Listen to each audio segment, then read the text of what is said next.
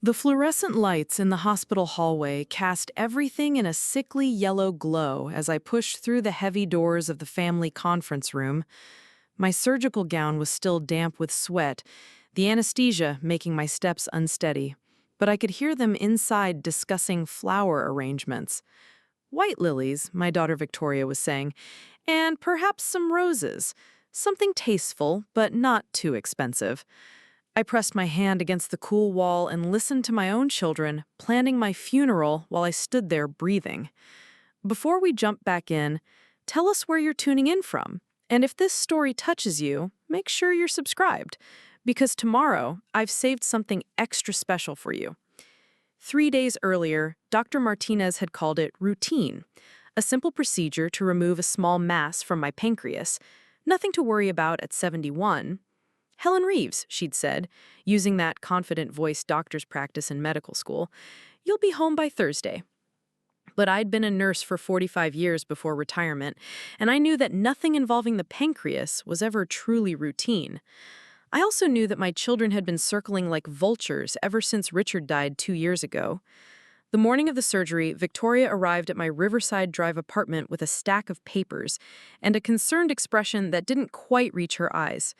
She'd inherited her father's sharp cheekbones, but none of his warmth, trading compassion for ambition somewhere during her climb up the corporate ladder at Meridian Financial. Her younger brother Daniel followed 20 minutes later, his usual charming smile firmly in place. At 38, he still moved through the world like someone who expected it to arrange itself for his convenience. "Mom," Victoria said, settling into my favorite armchair without invitation, "we need to discuss some practical matters before your procedure." She opened her leather portfolio with the efficiency of someone conducting a business meeting. "Just in case there are complications."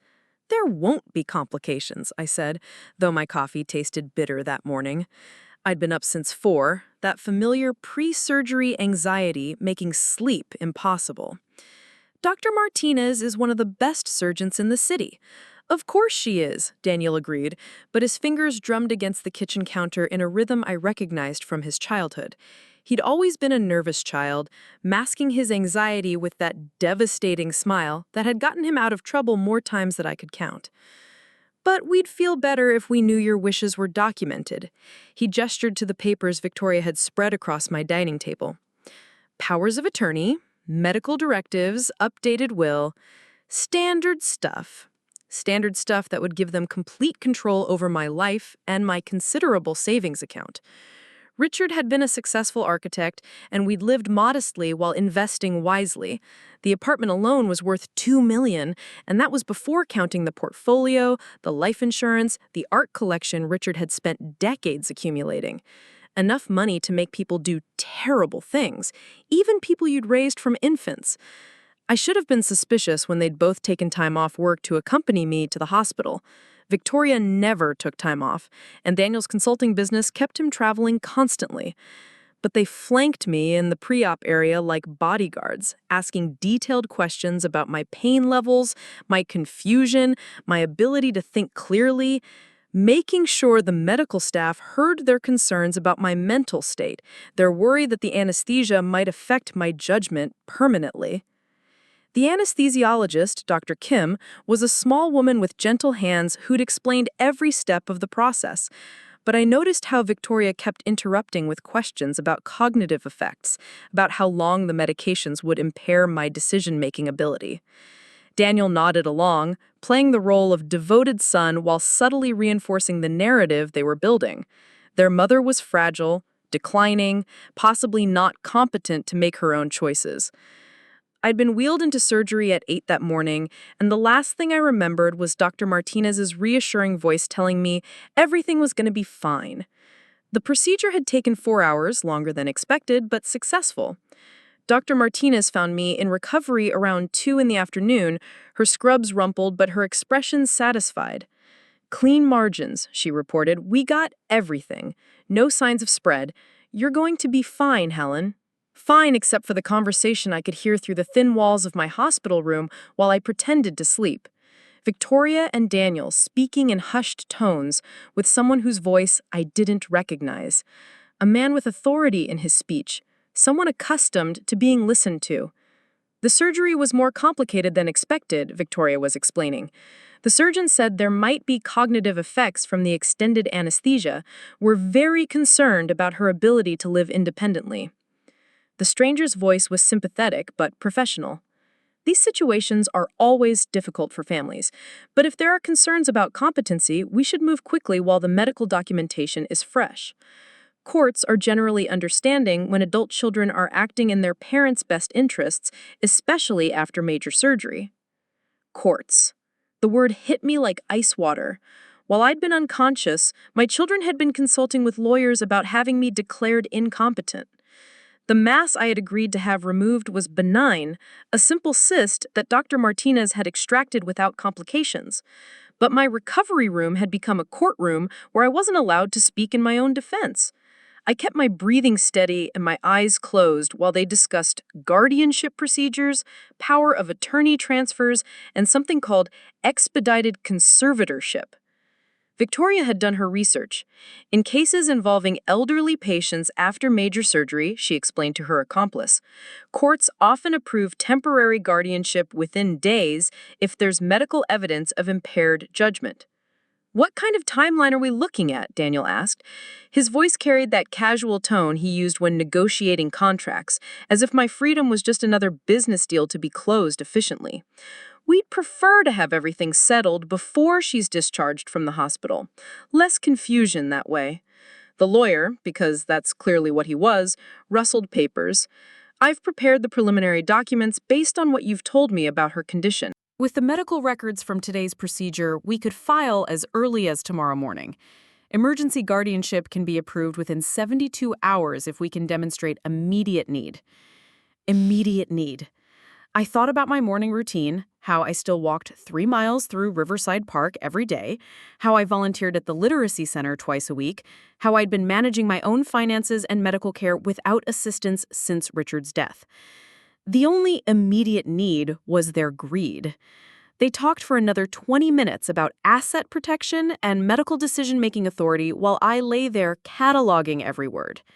Victoria had researched facilities, expensive places where wealthy families stored inconvenient elderly relatives. Daniel had been meeting with financial advisors about restructuring my portfolio for tax advantages. They'd been planning this for months, waiting for the right opportunity to execute their coup. After they left, I waited another hour before calling for the nurse. My throat was dry, my surgical site ached, but my mind was crystalline clear. 45 years of nursing had taught me to stay calm in emergencies, to think methodically when lives were at stake. And make no mistake, this was an emergency. They were trying to steal my life as surely as if they'd put a gun to my head. The nurse who responded to my call was young, maybe 25, with kind eyes and competent hands. "How are you feeling, Mrs. Reeves?" she asked while checking my vitals. "Any pain or nausea?" "Some discomfort," I said, which was true enough. "But mostly, I'm concerned about something I overheard. I need to make some phone calls, and I need to understand my rights as a patient." She frowned. "Is everything okay? Your children seemed very worried about you earlier." "They asked a lot of questions about your recovery timeline." "I'm sure they did. Can you tell me what they asked specifically?" The nurse glanced toward the door, then pulled a chair closer to my bed. "They wanted to know about cognitive effects from the anesthesia, how long it might take for you to think clearly again, and they asked about hospital policies for patients who might not be able to make medical decisions independently." There it was. They'd been laying groundwork with the medical staff, creating a paper trail that would support their legal case. The nurse continued, seeming uncomfortable. "Your daughter mentioned that you'd been having some memory problems at home, forgetting appointments and getting confused about your medications. She was worried about you living alone." Memory problems? I'd never missed an appointment in my life, and I managed my medications with the same precision I'd once brought to administering them to patients. But Victoria's lies were already becoming part of my medical record, documented concerns that would follow me into any legal proceeding. "I need to make a phone call," I said. "It's urgent." The nurse hesitated. Visiting hours are almost over, and your children said you might be disoriented from the surgery. They asked us to limit outside contact until you were feeling more like yourself. They'd isolated me, cut off my communication with the outside world while they executed their plan. But they'd made one crucial mistake. They'd assumed that spending 45 years as a nurse hadn't taught me anything about hospital politics and patient rights. "I'd like to speak with the patient advocate," I said firmly. "It's my legal right to consult with an advocate about my care and my concerns." The nurse nodded slowly. "Of course. I'll page someone from patient services. And Mrs. Reeves," she leaned closer, lowering her voice, "you seem very alert and oriented to me, more clear-headed than most patients at this stage of recovery." 20 minutes later, a woman in her 50s knocked on my door. "Margaret Chen," she introduced herself, "patient advocate. I understand you have some concerns about your care." "I have concerns about my family," I said, and proceeded to tell her everything I'd overheard about the lawyer, the guardianship plans, the lies about my mental state. Margaret listened without interruption, taking notes on a tablet. When I finished, she was quiet for a long moment. "Mrs. Reeves, I have to ask some standard questions to assess your current mental state. Can you tell me today's date, where you are, and why you're here?" "Wednesday, October 15th, I'm at Presbyterian Hospital on the 7th floor, surgical recovery unit. I had a pancreatic cyst removed this morning by Dr. Martinez. The procedure went well, and I'm expected to make a full recovery." She nodded, making more notes. "Your surgeon's report indicates no complications and normal cognitive function post-surgery. Your responses are completely appropriate and oriented. I'm going to document this conversation and flag your file for special attention." Preparing and narrating this story took us a lot of time. So if you are enjoying it, subscribe to our channel. It means a lot to us. Now, back to the story. She paused, choosing her words carefully.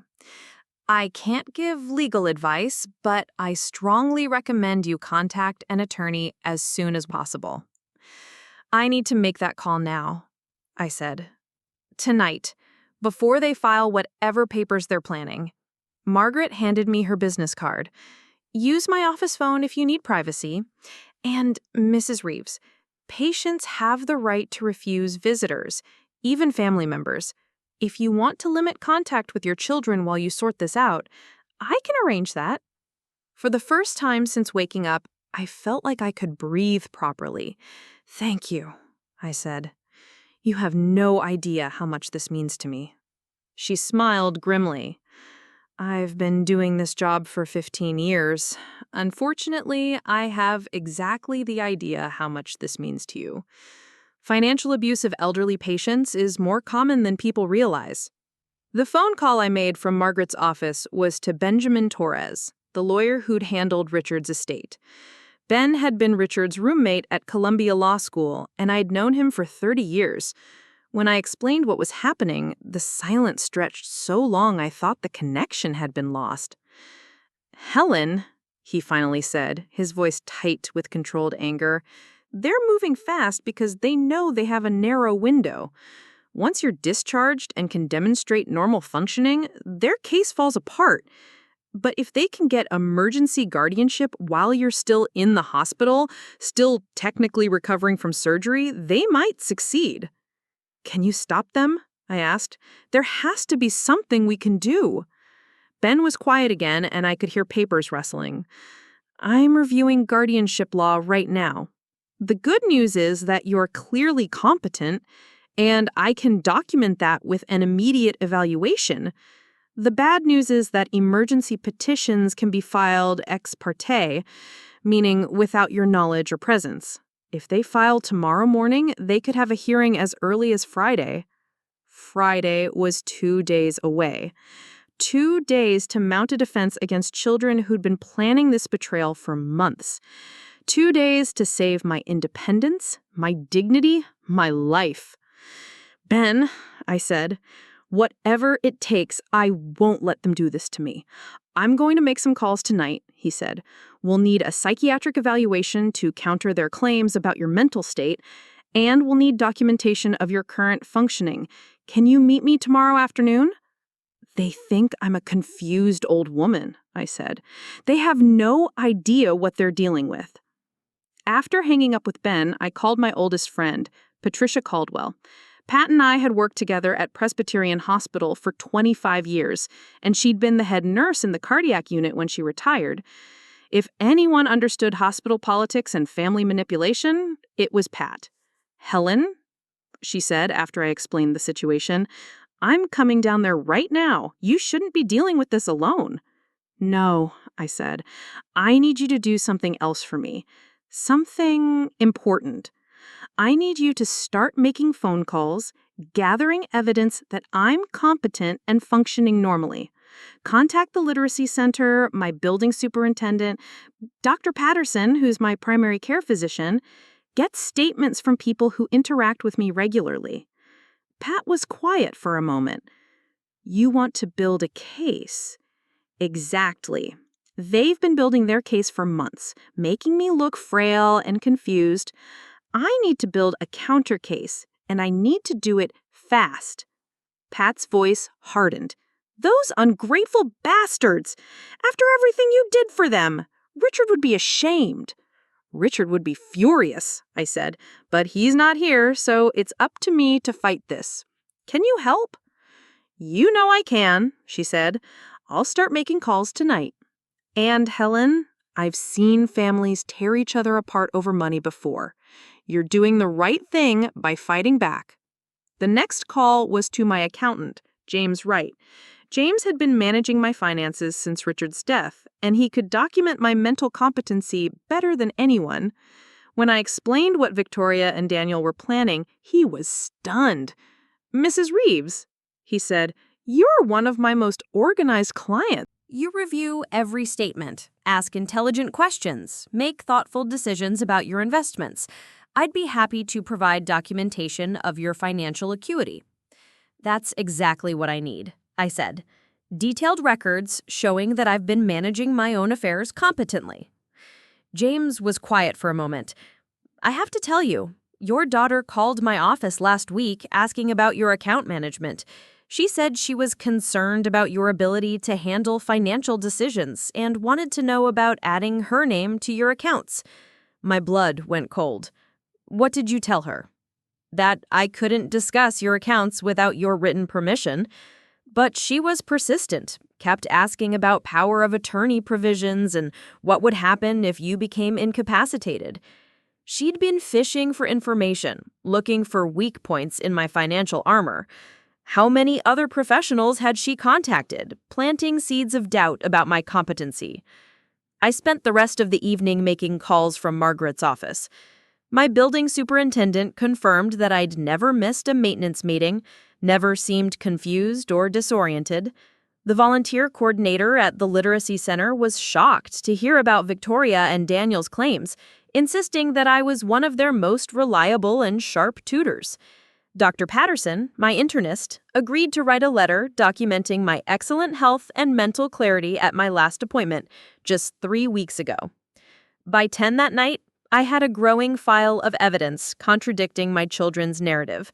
But I also had confirmation of just how extensive their planning had been. Victoria had contacted my insurance company asking about coverage for long-term care facilities. Daniel had been researching guardianship lawyers for 2 months. They'd been preparing for this moment since Richard's funeral, waiting for the right opportunity to execute their betrayal. The night shift nurse was a woman named Rosa, who'd been working at Presbyterian for 15 years. When she came to check on me around midnight, I was still awake, still making notes on a legal pad Margaret had provided. "Can't sleep?" she asked gently. "Too much on your mind?" "Something like that," I said. "Rosa, can I ask you something? You've been doing this for a long time. Have you ever seen families try to have competent patients declared incompetent?" Her expression darkened. "More often than you'd think. Usually it's about money or control. Sometimes families convince themselves they're protecting their elderly relatives, but mostly they're protecting their inheritance." She paused, checking my IV line. "Is that what's happening with your children?" "I think so," I said. They're planning to have me declared incompetent while I'm recovering from surgery, when I'm most vulnerable. Rosa shook her head. That's despicable. You're one of the most alert post-op patients I've seen. Your vital signs are excellent, your responses are appropriate, and you're managing your pain without excessive medication. There's nothing incompetent about you. That's what I need people to understand, I said. Will you document your observations in my chart? Rosa nodded. Already have. And I'll make sure the day shift nurses know to do the same. We see a lot of family dysfunction in this job, but what your children are doing is particularly cruel. After Rosa left, I lay in the dark, thinking about the children I'd raised. Victoria had been a serious child, always focused on achievement and success.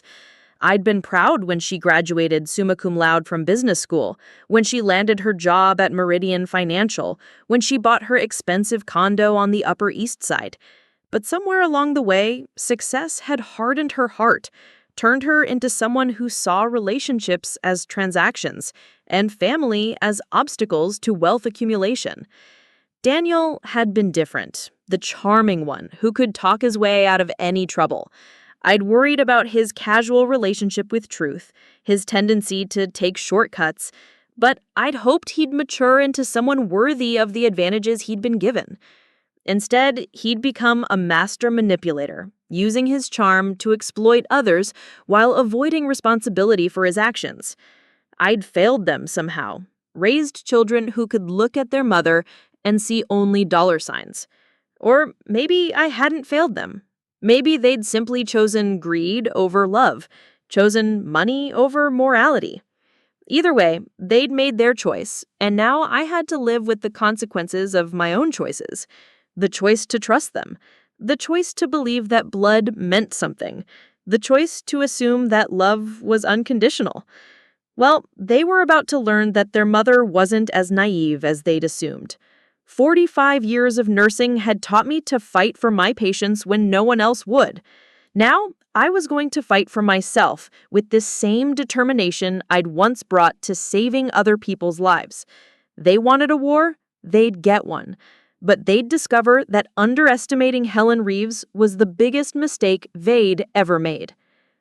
Thursday morning arrived with a soft rain pattering against the hospital windows and the sound of my children's voices in the hallway. They were early, probably hoping to catch me before I was fully awake, while I might still be groggy from pain medication. Instead, they found me sitting up in bed, fully dressed in the clothes Pat had brought from my apartment, reviewing documents with Ben Torres. Ben was a small man with gray hair and sharp eyes, who'd spent 30 years fighting legal battles for people who couldn't fight for themselves. When Victoria and Daniel walked into my room, his expression was coldly professional. "Good morning," he said, without standing. I'm Benjamin Torres, Mrs. Reeves' attorney. We need to discuss the guardianship petition you're planning to file. Victoria's composure cracked for just a moment. I don't know what you're talking about. We're here to check on her mother's recovery. Ben opened his briefcase and pulled out a manila folder.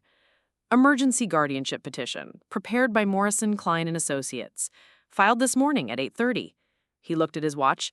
That was 2 hours ago, which means you have a hearing scheduled for tomorrow afternoon. Daniel's charm failed him completely. His face flushed red and he couldn't meet my eyes. "Mom, we can explain. It's not what it looks like." "It's exactly what it looks like," I said calmly. "You've been planning to have me declared incompetent so you can control my finances and my life.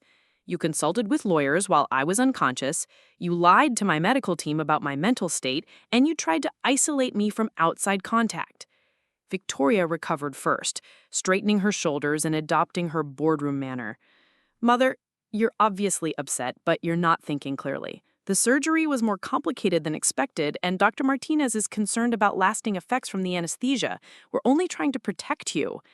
"Dr. Martinez is concerned about no such thing," Ben interrupted. "I have her surgical report right here. Straightforward procedure, no complications, patient alert and oriented postoperatively." He turned to a new page. "I also have statements from your mother's nurse, her patient advocate, her primary care physician, her accountant, and her volunteer supervisor, all confirming her complete mental competency." The room fell silent except for the rain against the windows and the distant sounds of the hospital going about its business. Victoria and Daniel stared at the evidence of their mother's preparation, their carefully constructed case crumbling before their eyes. They'd expected to find a confused elderly woman they could manipulate. Instead, they'd walked into a trap. "How did you know?" Daniel asked quietly. "About the petition? The lawyers? All of it?" "I heard you," I said. "Tuesday night, right here in this room, you discussed your entire plan with your lawyer, including the timeline for filing and your hopes for expedited approval. You talked about me like I was already dead." Victoria's mask slipped completely. "We were trying to help you. The apartment is too much for you to manage alone, and you shouldn't be making major financial decisions at your age." "At my age," I said, standing slowly but steadily, "at my age, I've been managing my own life longer than you've been alive. At my age, I've raised 2 children, worked for 4.5 decades, survived the death of my husband, and successfully navigated 71 years of challenges you can't even imagine." Ben cleared his throat. "Mrs. Reeves, we should discuss the hearing scheduled for tomorrow. The judge will want to see evidence of your competency, and we need to prepare your testimony." "Of course," I said, not taking my eyes off my children. "But first, I have something to say to Victoria and Daniel." They waited, perhaps hoping for forgiveness, for some indication that this was all a misunderstanding that could be resolved with explanations and apologies. Instead, I opened my own folder, the one I'd been compiling since Tuesday night. "This is a formal notice," I said, prepared by Mr. Torres. "You are both permanently banned from visiting me in a hospital, from contacting my medical team, and from representing yourselves as acting in my interests in any capacity." "Mom," Victoria started, but I held up my hand. "I'm not finished. This is a restraining order preventing you from accessing my financial accounts, my medical records, or my apartment building. And this is a revised will executed yesterday, removing both of you as beneficiaries of my estate. Your inheritance now consists of $1 each, the minimum required by law to prevent you from contesting the document." Daniel's legs seemed to give out, and he sank into the visitor's chair. "You can't do this. We're your children." "You are my children," I said. "Now you're strangers who tried to steal my life. PAC has my power of attorney for medical decisions. The Literacy Center will receive my financial assets, and my apartment will be donated to a foundation that provides housing for retired nurses." The silence stretched between us like a chasm that couldn't be crossed. Finally, Victoria found her voice. "You'll regret this decision. When you're older, when you really do need help, don't come crying to us." I looked at her for a long moment, this stranger who shared my DNA but none of my values. "Victoria," I said gently, "I'd rather die alone than live as your prisoner." And if you knew me at all, you'd understand that. They left without another word, their expensive shoes clicking against the hospital floor as they walked out of my life forever. Ben watched them go, then turned back to me with something like admiration in his expression. "Helen," he said, "that was one of the most devastating things I've ever witnessed, and I've been practicing law for 30 years. How do you feel?" he asked. "Like a woman who just saved her own life," I said, "and like someone who finally understands the difference between the family you're born with and the family you choose." Ben smiled. "Tomorrow's hearing should be very interesting. Judges don't appreciate fraudulent petitions, especially when they're filed against competent individuals by greedy relatives." That evening, Pat visited with a bottle of champagne and a report on her investigative work. "I contacted 15 people who interact with you regularly," she said, settling into the visitor's chair with satisfaction. "Every single one of them was shocked by Victoria and Daniel's claims. Your building superintendent said you're the most organized tenant he's ever dealt with. The volunteer coordinator called their allegations ridiculous." "What about Dr. Patterson?" I asked. "He's preparing a detailed letter documenting your excellent health and mental acuity. He also mentioned that Victoria called his office last month asking about your medication management and whether you'd shown any signs of confusion during appointments. She was fishing, trying to find evidence to support their case." "They'd been planning this for months," I said, accepting a plastic cup of champagne, "waiting for the right opportunity to execute their betrayal." "Well, they picked the wrong target," Pat said, raising her cup in a toast. To Helen Reeves, who taught her children never to underestimate their mother. Too bad they weren't smart enough to learn the lesson. The hearing the next day was held in a small courtroom that smelled like old wood and disappointment. Judge Sarah Morrison, a woman in her 50s with steel-gray hair and no tolerance for nonsense, reviewed the case file with growing irritation. Victoria and Daniel sat with their lawyer at one table, while Ben and I occupied the other. The contrast was stark. They looked like defendants at a criminal trial, while I appeared calm, competent, and thoroughly prepared. "Your Honor," the petitioner's lawyer began, "Mrs. Reeves underwent major surgery 3 days ago, and there are concerns about her ability to make sound decisions in her current condition. The family is seeking temporary guardianship to protect her interests during her recovery." Judge Morrison looked up from the file. "What kind of surgery?" "Removal of a benign pancreatic cyst," I answered before anyone else could speak. "The procedure was successful with no complications, and I am expected to make a full recovery." The judge turned to Ben. "Mr. Torres, I see you have some documentation to present?" "Indeed, Your Honor." Ben stood and approached the bench with a thick folder. Medical records confirming Mrs. Reeves' successful surgery and normal cognitive function. Statements from hospital staff documenting her alertness and competency throughout her stay. Letters from her physician, her accountant, her volunteer coordinator, and numerous other professionals confirming her excellent mental state. Judge Morrison reviewed the documents while Victoria and Daniel waited anxiously at their table. After several minutes, she looked up with an expression that could have frozen Lake Michigan. "Mr. Harrison," she said to their lawyer, "this appears to be a fraudulent petition based on false claims about the respondent's mental state. Are you aware that filing false guardianship petitions is a criminal offense?" Their lawyer, a thin man who'd clearly expected this to be a routine hearing, began sweating visibly. "Your Honor, we relied on the family's representations about Mrs. Reeves' condition. Perhaps there was some misunderstanding." "There was no misunderstanding," Judge Morrison said sharply. "There was deliberate deception." She turned to Victoria and Daniel. "Stand up, both of you." They rose reluctantly. Victoria's corporate confidence completely evaporated. "In 30 years on this bench," Judge Morrison continued, "I have rarely seen such a blatant attempt to defraud the court and abuse an elderly family member. You should be ashamed of yourselves.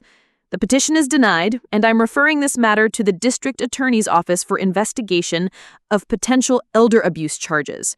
"Your Honor," Daniel started, but the judge cut him off. "You will not speak unless I ask you a direct question." She turned to me. "Mrs. Reeves, do you wish to pursue criminal charges against your children for attempted financial exploitation?" I considered the question carefully. The courtroom was silent except for the sound of the court reporter's fingers flying across the keys.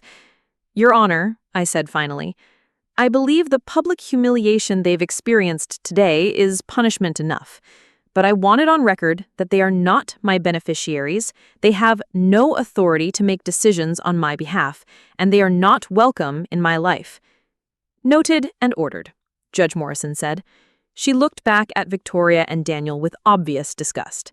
"You two are banned from contacting Mrs. Reeves, from visiting her home, and from interfering with her medical care in any way. Violation of this order will result in immediate arrest. Court adjourned." The gavel came down with a sharp crack that seemed to echo through my entire body. It was over. I'd won. Victoria and Daniel left the courtroom without looking back, their lawyer trailing behind them like a scolded dog. Ben cocked up his files with obvious satisfaction. "That," he said, "was the most one-sided hearing I've ever witnessed." Judge Morrison looked like she wanted to hold them in contempt just for wasting the court's time. "You did beautifully, Helen. Calm, competent, completely in control." Outside the courthouse, Pat was waiting with a car to drive me home. I'd been in the hospital for 4 days, and my apartment felt like a sanctuary when I walked through the door. Everything was exactly as I'd left it. The morning coffee cup still in the sink, the book I'd been reading open on the kitchen table, the view of Riverside Park through my living room windows, unchanged and unchanging. That evening, alone in my apartment for the first time since the surgery, I made myself a simple dinner and sat at the kitchen table to reflect on what had happened. I'd fought for my independence and won, but the victory felt hollow. My children were gone, not just from my will, but from my life. I'd saved my freedom by sacrificing my family, and I wasn't sure yet how I felt about that trade. The phone rang around 8 o'clock. I almost didn't answer, assuming it might be Victoria or Daniel calling to plead their case one more time. Instead, it was a voice I hadn't heard in months. "Helen? This is Maria Santos from the Literacy Center. I heard about what happened with your children, and I wanted you to know that everyone here is thinking of you. You're incredibly brave to stand up for yourself like that." "Thank you, Maria," I said, surprised by how much her call meant to me. I didn't feel brave. I felt like someone who'd been pushed into a corner and fought back because there was no other choice. "That's exactly what bravery is," she said. "And Helen, we consider you family here at the center. Whatever you need, we're here for you." After hanging up, I realized something important. Victoria and Daniel had assumed that losing them would leave me alone and vulnerable, dependent on their grudging care. But they were wrong. I had Pat, whose friendship had survived 40 years of shared challenges. I had Ben, who'd fought for me without hesitation when I needed an advocate. I had the volunteers and students at the Literacy Center, who valued my contributions and cared about my well-being. I had a family after all. Not the one I'd given birth to, but the one I'd chosen through years of kindness, loyalty, and mutual respect. Blood might be thicker than water, but love built on shared values was stronger than both. 2 weeks later, I was back to my normal routine.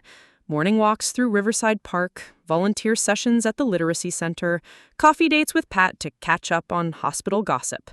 The surgical site had healed completely, and Dr. Martinez pronounced me ready for normal activities. My children had vanished from my life as completely as if they'd never existed, leaving no trace except the legal documents that protected me from future interference. The apartment felt lighter somehow, free from the weight of their disapproval and manipulation. I'd rearranged Richard's study, turning it into a reading room where I could work on lesson plans for my tutoring students. The financial portfolio that Victoria and Daniel had coveted so desperately would now fund literacy programs for adults who'd never had the educational opportunities my children had taken for granted. It seemed like a more fitting legacy than enriching two people who'd valued money more than the mother who'd sacrificed to give them everything. Sometimes I wondered what would have happened if I hadn't overheard their conversation that night in the hospital. Would I have signed their papers, trusting them to act in my best interests? Would I have ended up in one of those expensive facilities, my independence stripped away while they spent my life savings on their own ambitions? The thought made me grateful for every moment of the ordeal, every difficult choice that had led me to freedom. Most of all, I was grateful for the lesson they had inadvertently taught me. That strength doesn't diminish with age, that wisdom accumulates over decades, and that sometimes the people who underestimate you give you the greatest gift of all, the opportunity to prove them magnificently wrong. My children had planned my funeral while I was in surgery, writing me off as a helpless old woman whose time had passed. Instead, I'd walked back into my own life and claimed it completely. They'd wanted to bury me alive, but they'd only succeeded in burying their own chances of redemption.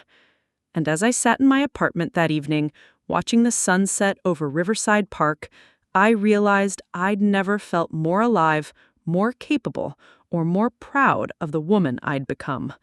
The woman who'd saved her own life while her children planned her funeral.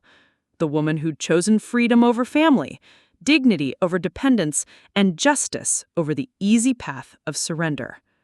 Helen Reeves, 71 years old, still standing, still fighting, still very much alive despite their best efforts to declare me dead and buried. They underestimated me completely. It was the last mistake they'd ever make. The moment Ben Torres left my hospital room that Thursday afternoon, I knew the real work was just beginning. Having legal representation was crucial, but I'd spent enough years in hospitals to understand that documentation was everything. Every conversation, every observation, every interaction with medical staff would either support or undermine my case. Victoria and Daniel had been building their narrative for months. I had less than 24 hours to construct an equally compelling counter-narrative. Margaret Chen returned within an hour of my request, carrying a thick folder and wearing the expression of someone who'd seen too many family betrayals to be shocked by another one. She settled into the chair beside my bed and opened her tablet with practiced efficiency. "Helen," she said, "I've been making calls since our conversation yesterday. The picture that's emerging is very troubling, but it's also exactly what we need to protect you." She pulled out a printed email and handed it to me. "This is from the billing department. Your daughter, Victoria, called 3 times last week asking about your insurance coverage for long-term care facilities. She specifically asked about psychiatric holds and involuntary commitment procedures. The billing supervisor found her questions unusual enough to document the calls." My hands trembled slightly as I read the email. Victoria had been researching how to have me institutionalized, exploring the financial mechanisms for keeping me locked away indefinitely. The cold calculation behind her inquiries was breathtaking. She'd approached my potential imprisonment like any other business transaction, shopping for the most cost-effective way to eliminate her problem. "There's more," Margaret continued. She handed me another document. "Your son Daniel contacted our social services department yesterday morning while you were still in surgery. He told them you'd been exhibiting signs of dementia at home and asked about emergency psychiatric evaluations for post-operative patients. The social worker who took the call noted that he seemed unusually well-informed about guardianship procedures for someone who was supposedly just concerned about his mother's well-being." I stared at the paper, trying to process the scope of their deception. While I'd been unconscious on the operating table, trusting that my children would be waiting anxiously for news of my recovery, they'd been systematically undermining my credibility with every department in the hospital.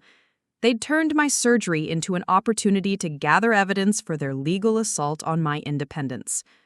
"What else have they done?" I asked, though I wasn't sure I wanted to know the answer. Margaret consulted her tablet again.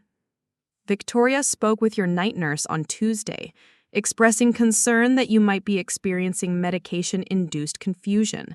She suggested that your responses to questions seem delayed and inappropriate, which contradicts everything documented in your chart. Your actual nurse notes show completely normal cognitive function throughout your stay." She'd been coaching the medical staff to see confusion where none existed, planting seeds of doubt about my mental state that could bloom into expert testimony at a guardianship hearing. If I hadn't overheard their conversation, if I hadn't fought back immediately, those fabricated concerns might have become accepted medical opinion by the time any lawyers got involved. "Daniel has been even more sophisticated in his approach," Margaret continued. "He's been asking detailed questions about your medication regimen, specifically whether the pain medications might cause lasting cognitive impairment.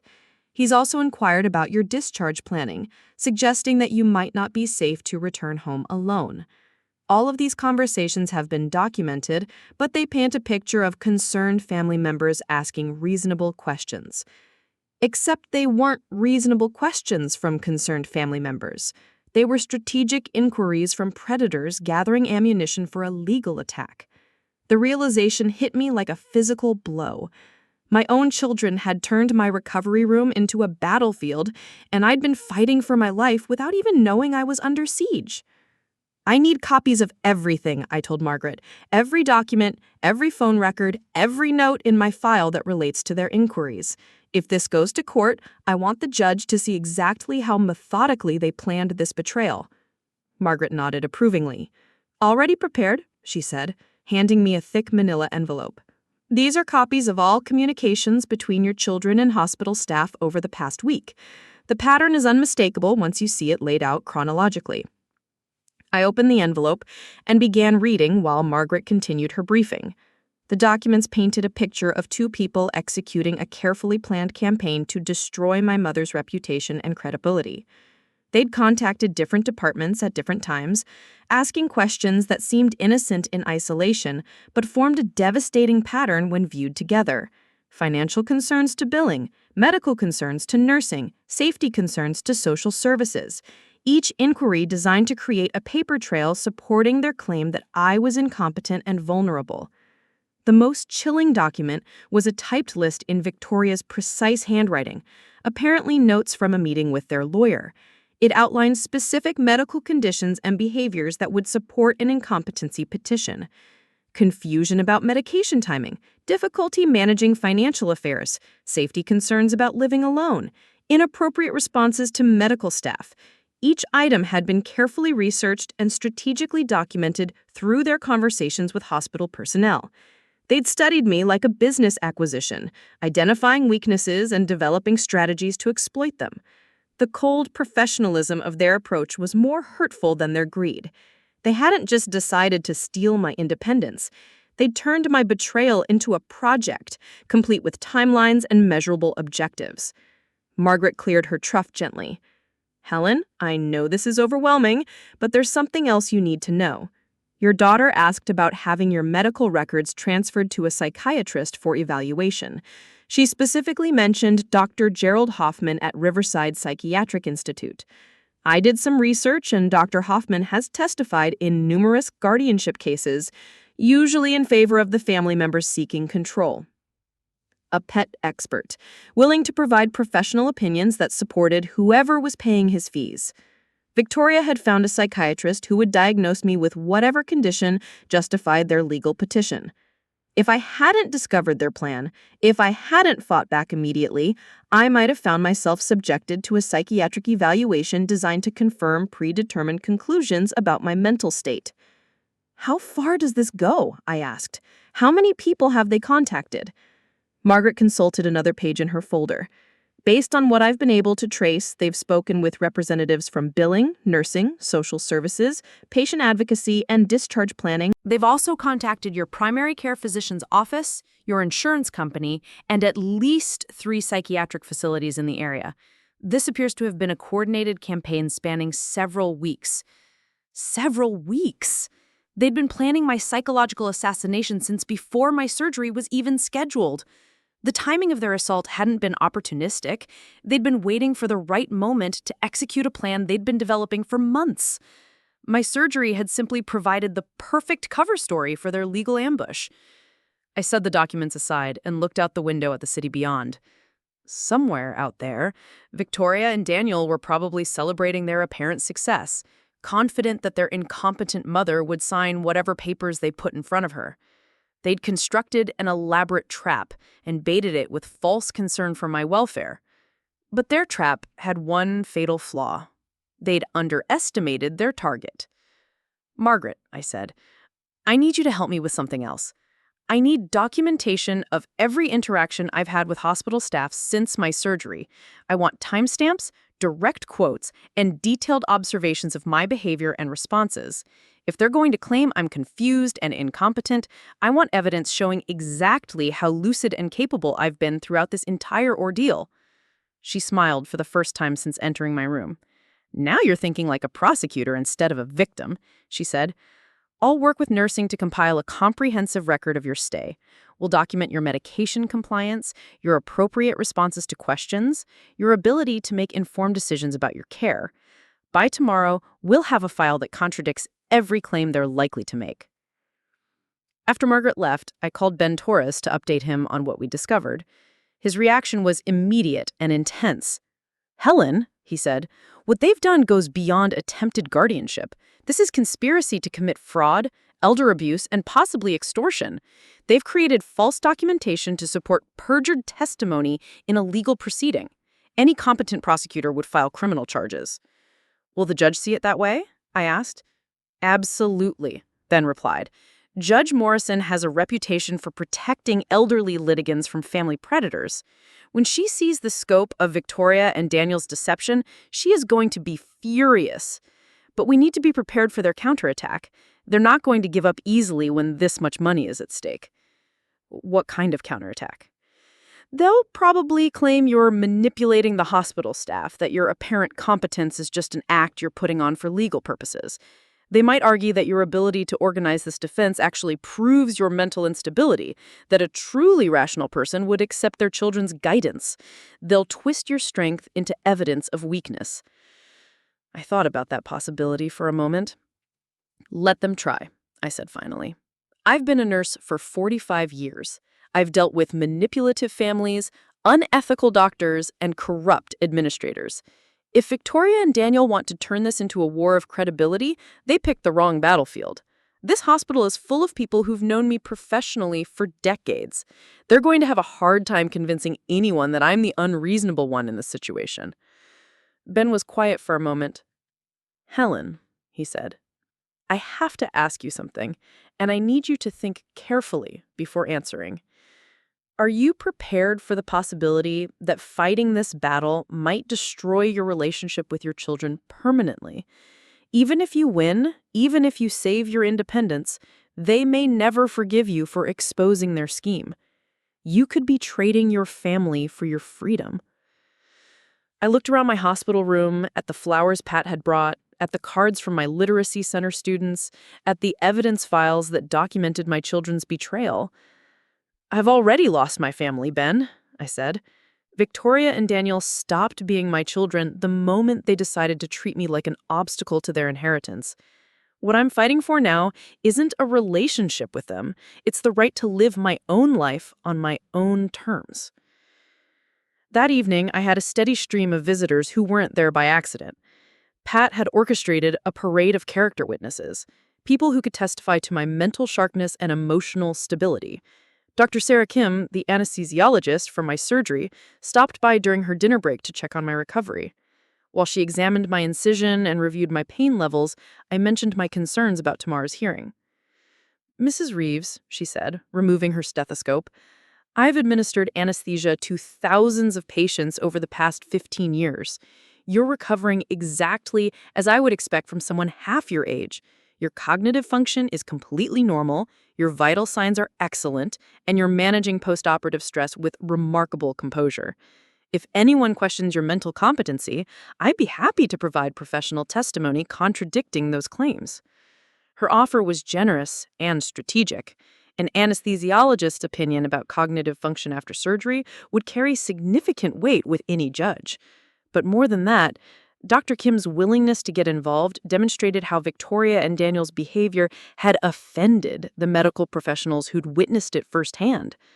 20 minutes later, Dr. Martinez herself appeared in my doorway. I heard about tomorrow's hearing, she said without preamble. I want you to know that I'll be providing a written statement about your postoperative condition. Your recovery has been textbook perfect, and your mental status has been completely normal throughout your stay. I find the allegations against your competency to be medically baseless and personally offensive. She sat down in the visitor's chair with the authority of someone accustomed to making life and death decisions. Helen, I've been practicing surgery for 22 years, and I've seen every kind of family dysfunction imaginable. What your children are attempting is particularly despicable because they're using your medical vulnerability as a weapon against you. But I want you to know that they've failed completely. Every medical professional who's interacted with you would testify that you're fully competent to make your own decisions. Dr. Martinez's support meant more to me than she probably realized.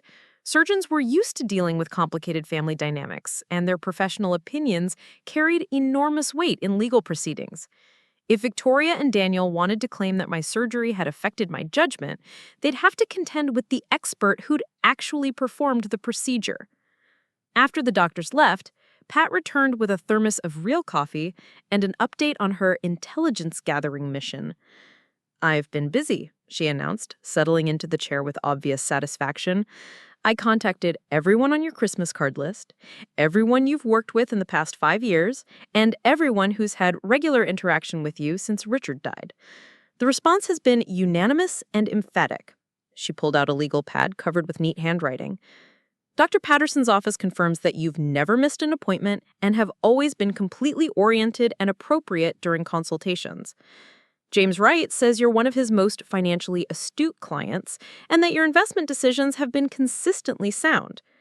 The Literacy Center coordinator called Victoria and Daniel's allegations ridiculous and offered to testify about your excellent teaching abilities. Pat turned to a new page. Your building superintendent says you're the most organized tenant he's ever dealt with and that you've never shown any signs of confusion or impairment. The pharmacy confirms that you manage your medications perfectly and have never had any compliance issues. Even your dry cleaner said you're sharp as a tack and always knows exactly what you've dropped off and when you need it back. The scope of support was overwhelming and humbling. While my children had been building a case against my competency, the people who actually interacted with me regularly had been accumulating evidence of exactly the opposite.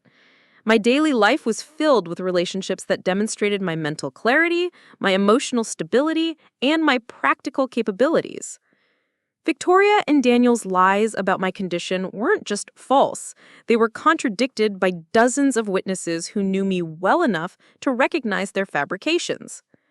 But the most valuable intelligence Pat had gathered concerned Victoria and Daniel themselves. I did some digging into their recent activities, she said, her expression turning grim. Victoria's been having financial difficulties. Her investment portfolio took a major hit during the market volatility last year, and she's been forced to downsize her lifestyle significantly. Daniel's consulting business is failing. He lost 3 major clients in the past 6 months and is struggling to pay his office rent. That explained the timing of their assault on my independence. They weren't just greedy, they were desperate. My substantial assets represented salvation from their financial problems, and they'd been willing to destroy their mother's freedom to solve their money troubles. The revelation didn't make their betrayal hurt less, but it did make their motivation clearer. There's more, Pat continued. I spoke with someone who works at Meridian Financial, where Victoria is employed. Apparently, she's been asking colleagues about elder care options for aging parents, specifically about the legal procedures for taking control of an elderly relative's finances. She's been researching this for months, possibly since Richard's funeral. The planning had been even more extensive than I'd realized. Victoria hadn't just been preparing for this opportunity, she'd been actively studying for it, learning about guardianship law and elder abuse techniques the way she might research any other business proposition. My incapacitation hadn't been an unexpected crisis requiring family intervention. It had been a long-anticipated opportunity for financial restructuring. And Daniel hasn't been idle either, Pat added. He's been consulting with real estate agents about selling high-value properties in your neighborhood, specifically apartments similar to yours in size and location. He's been getting market appraisals and discussing quick sale strategies for properties that need to be liquidated rapidly. They'd been planning to sell my apartment before I was even buried, converting my home into cash they could divide between their creditors and their lifestyle expenses. The apartment Richard and I had shared for 23 years, where we'd hosted dinner parties and celebrated anniversaries and built a life together, was just another asset to be monetized in their financial recovery plan. I set Pat's notes aside and looked out at the darkening city. Somewhere in those lights, Victoria and Daniel were probably having dinner and congratulating themselves on their successful manipulation of their doddering mother. They had no idea that their victim had spent the day building a defense that would expose every aspect of their scheme. They'd been planning this for months, but they'd underestimated how quickly their target could mobilize when properly motivated. The next morning brought Dr. Hoffman, the psychiatrist Victoria had contacted, about evaluating my mental state. He appeared in my doorway at 7:30, a tall man with thinning hair and an expression of professional concern that didn't quite reach his eyes. "Mrs. Reeves," he introduced himself with a warm handshake, "I'm Dr. Gerald Hoffman. Your daughter Victoria asked me to evaluate your cognitive function following your surgery. She's concerned that you might not be thinking clearly about some important decisions." I studied his face carefully, noting the practiced empathy and the subtle condescension in his tone. He'd probably delivered similar performances hundreds of times, convincing vulnerable patients to accept diagnoses that served their family's financial interests rather than their own medical needs. Dr. Hoffman, I said pleasantly, I appreciate your concern, but I haven't consented to a psychiatric evaluation and I won't be participating in one. My cognitive function is excellent, as documented by my surgical team, my primary care physician, and multiple medical professionals who've interacted with me during my stay. If you have questions about my mental status, you can review those reports with my attorney. His practiced smile faltered slightly. Mrs. Reeves, your family is worried about you. Sometimes patients don't recognize when they're experiencing confusion or impairment, especially after major surgery. A simple evaluation would help clarify your condition and reassure everyone involved. I'm sure you want your family to feel confident about your decision-making ability. I smiled back at him with equal warmth and considerably more authenticity. Dr. Hoffman, I've been a registered nurse for 45 years. I'm familiar with postoperative cognitive assessment, and I'm also familiar with psychiatrists who provide convenient diagnoses for family members seeking guardianship. Your services won't be needed here, but I'm sure my children will compensate you appropriately for your time. The mask dropped completely from his face. Mrs. Reeves, he said, his voice taking on an edge of professional authority. Refusing psychiatric evaluation when your family has legitimate concerns could actually support their position that you're not competent to make medical decisions. Courts often view such refusal as evidence of impaired judgment. And courts often view unsolicited psychiatric evaluations as evidence of family conspiracy to commit elder abuse, I replied calmly, especially when the proposed evaluator has a history of providing testimony favorable to the family members paying his fees rather than the patients being assessed. I suggest you discuss the legal implications of your involvement with your own attorney before proceeding further. Dr. Hoffman left without another word, probably to report my unexpected resistance to Victoria and Daniel. They'd counted on my compliance with medical authority, assuming that a lifetime of respecting doctors would make me an easy target for their pet psychiatrist. Instead, they'd discovered that their mother knew the difference between legitimate medical care and professional manipulation. An hour later, Ben Torres arrived for our final preparation session before the afternoon hearing. He spread documents across my bedside table like a general reviewing battle plans, his expression focused and determined. "Helen," he said, "we have enough evidence to demolish their case completely, but we need to discuss strategy for the courtroom presentation." He opened his briefcase and pulled out a timeline he'd prepared. "Their campaign against your competency began 6 weeks ago, immediately after you scheduled the surgery.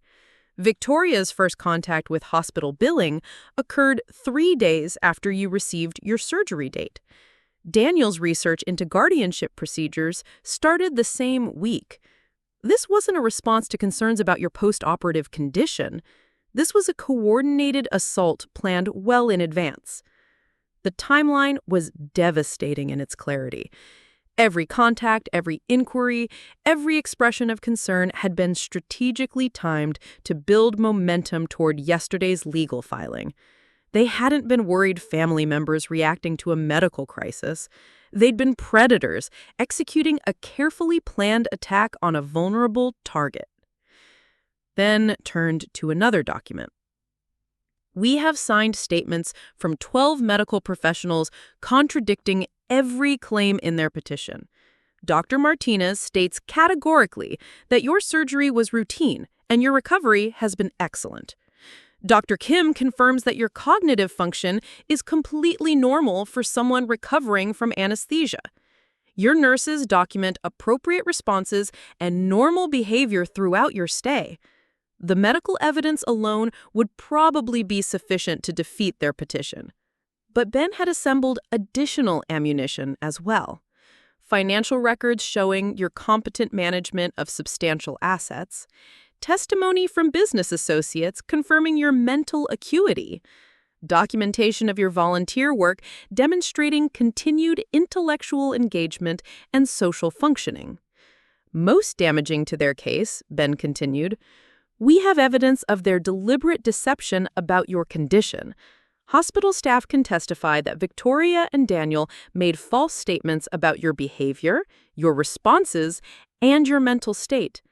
They'll be facing perjury charges if they continue with claims that are contradicted by documented medical evidence. The scope of our preparation was impressive, but I knew that Victoria and Daniel wouldn't surrender easily.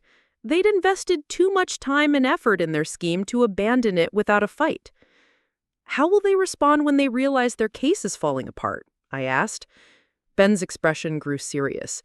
They'll probably claim that your ability to organize this defense proves you're mentally unstable, that a rational person would accept their children's guidance rather than fight against family intervention. They might argue that your suspicion of their motives demonstrates paranoid thinking or impaired judgment. It was a clever strategy, turning my competence into evidence of incompetence, my self-defense into proof of mental illness. But it had one fundamental flaw. Let them make that argument, I said. I want Judge Morrison to hear them claim that defending yourself from fraud is evidence of mental instability. I want her to understand exactly what kind of people she's dealing with. Ben smiled grimly. That's exactly what I was hoping you'd say, he replied. Sometimes the best strategy is to let your opponents reveal their true character to the judge. Victoria and Daniel have been so focused on manipulating the system that they've forgotten how their behavior looks to neutral observers. Judge Morrison is gonna see right through them. By 11 o'clock, I was dressed in the conservative suit Pat had brought from my apartment, my hair styled by a volunteer from the hospital's beauty shop, my documents organized in a leather portfolio that projected competence and preparation. I looked like what I was, a woman fully capable of managing her own affairs, ready to defend her independence against family predators who'd mistaken her for easy prey. The trip to the courthouse was my first time outside the hospital since surgery, and the autumn air felt crisp and clean against my face. Ben had arranged for a car service rather than an ambulance, another small detail that reinforced my recovery and competence. I wasn't a patient being transported to a hearing. I was a woman traveling to defend her rights in a court of law. The courthouse was an imposing granite building that had witnessed decades of family disputes and legal battles. As we walked through the metal detectors and up the marble stairs to the family court division, I felt the weight of history around me. How many other elderly people had climbed these same steps, fighting for their dignity against children who'd confused love with ownership? How many had won? How many had lost their freedom to family members who'd convinced themselves that control was kindness? Victoria and Daniel were already seated at the petitioner's table when we entered the courtroom, flanked by their lawyer and looking confident in their expensive suits. They'd dressed for success, projecting the image of concerned professionals taking responsible action to protect an aging parent. But their confidence wavered visibly when they saw me enter the courtroom under my own power, alert and prepared, accompanied by legal counsel and carrying myself with obvious dignity. Judge Morrison entered precisely at 2 o'clock, her black robes adding gravity to an already serious proceeding. She was a woman in her 50s with steel gray hair and intelligent eyes that missed nothing as they surveyed the courtroom. Her reputation for protecting vulnerable elderly litigants had preceded her, but I could see immediately why she was effective. She radiated the kind of quiet authority that demanded respect from everyone in her presence. The hearing began with their lawyer presenting the petition for emergency guardianship, outlining concerns about my post-operative condition and my ability to make sound decisions about my care and finances. He painted a picture of loving children worried about their mother's welfare, seeking legal protection for someone who might not recognize her own limitations. Then Ben stood to present our response, and the temperature in the courtroom seemed to drop several degrees. "Your Honor," he began, "this petition is based entirely on false representations about Mrs. Reeves' mental and physical condition. Rather than concerned family members, the petitioners are desperate individuals attempting to gain control of their mother's substantial assets through fraudulent legal proceedings." He methodically presented our evidence, beginning with the medical documentation of my complete competency and proceeding through the timeline of Victoria and Daniel's coordinated deception campaign. Hospital records showing their false statements about my behavior, financial documents demonstrating my continued management of complex investments, testimony from dozens of professionals confirming my mental acuity and emotional stability. By the time Ben finished his presentation, Victoria and Daniel's lawyer looked like someone who'd walked into an ambush. Their confident petition had been systematically demolished by evidence they'd never anticipated, documentation they'd never imagined their victim could assemble in less than 48 hours. Judge Morrison reviewed the documents in silence while the courtroom waited. The only sounds were the whisper of papers being turned and the soft scratching of the court reporter's pen. Finally, she looked up with an expression that could have frozen Lake Michigan in July. "This," she said, "is one of the most egregious attempts at elder abuse I've encountered in 30 years on this bench. The petitioners have submitted a guardianship request based entirely on fabricated evidence and perjured testimony. They've attempted to defraud this court and exploit their elderly mother for financial gain." Victoria tried to interrupt, but Judge Morrison silenced her with a look.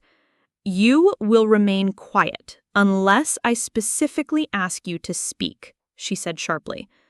Then she turned to their lawyer with obvious disgust. "Counselor, I suggest you consider whether continuing to represent clients who've provided you with false information might constitute professional misconduct."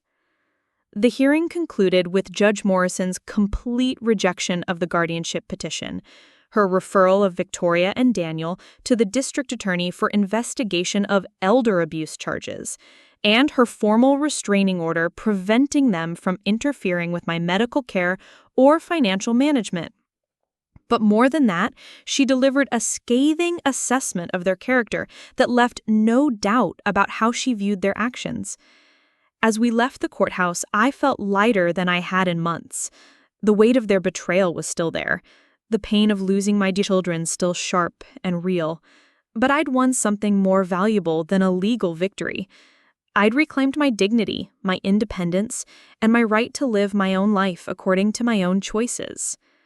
Victoria and Daniel disappeared into the afternoon crowd without a backward glance, their expensive suits and confident postures unable to hide the defeat and humiliation they'd brought upon themselves. They'd gambled everything on their assessment of their mother as a weak and vulnerable target. Instead, they'd discovered that underestimating Helen Reeves was the costliest mistake of their lives. The woman who'd walked into that courtroom was the same woman who'd spent decades fighting for patients who couldn't fight for themselves, who'd faced down arrogant doctors and corrupt administrators, who'd never backed down from a battle that needed fighting. My children had forgotten who'd raised them, who'd taught them about strength and determination and standing up for what was right. They tried to bury me alive while I was unconscious and vulnerable. Instead, they'd buried their own futures in any possibility of redemption. I was still standing, still fighting, still very much in control of my own destiny. And as Ben and I walked down those courthouse steps into the crisp October afternoon, I realized that their greatest gift to me had been the opportunity to prove, once and for all, that Helen Reeves was nobody's victim. 6 months later, I sat in my favorite chair overlooking Riverside Park, reading thank you letters from the Literacy Center students who'd benefited from my increased donations. The apartment felt peaceful now, free from the toxic energy Victoria and Daniel had brought into my life. They both faced criminal charges. Victoria lost her job when Meridian Financial discovered her fraudulent activities. Daniel's business collapsed entirely under the weight of legal fees and professional disgrace. They'd gambled everything on their scheme and lost spectacularly. The restraining order remained in effect, but I doubted they'd violate it. Their humiliation in court had been complete, their reputations destroyed beyond repair. They'd learned the hard way that underestimating someone can have devastating consequences. Pat visited weekly, bringing hospital gossip and genuine friendship. My new family consisted of people who valued me for who I was, not what I owned. The Literacy Center had become my second home, filled with students who reminded me daily that wisdom and experience still mattered. Sometimes I wondered if Victoria and Daniel had learned anything from their downfall. Had they recognized that love couldn't be foreclosed upon? That family meant more than financial inheritance? Probably not. People like them rarely accepted responsibility for their choices. But I'd learned something valuable too, that strength doesn't diminish with age, that independence is worth fighting for, and that sometimes the people who try to bury you alive end up digging their own graves instead. My children had planned my funeral while I was in surgery, writing me off as a helpless victim whose time had passed. Instead, I'd walked back into my own life and reclaimed every piece of it. They wanted to make me disappear, but they'd only succeeded in making themselves irrelevant. The evening light painted golden streaks across the park as I prepared dinner for one. My life was smaller now, but richer, defined by authentic relationships rather than obligatory ones. I'd traded quantity for quality and discovered that chosen family was stronger than blood ties. Victoria and Daniel had taught me an unexpected lesson about resilience. They'd shown me that survival sometimes requires cutting away infected parts, even when those parts share your DNA. I'd performed surgery on my own family, removing the diseased relationships that threatened my well-being. Recovery had been painful, but necessary. Now I was healthier, happier, and more grateful for the genuine connections remaining in my life. My children had tried to steal my future, but they'd accidentally given me a better one instead. Up next, you've got two more standout stories right on your screen. If this one hit the mark, you won't want to pass these up. Just click and check them out.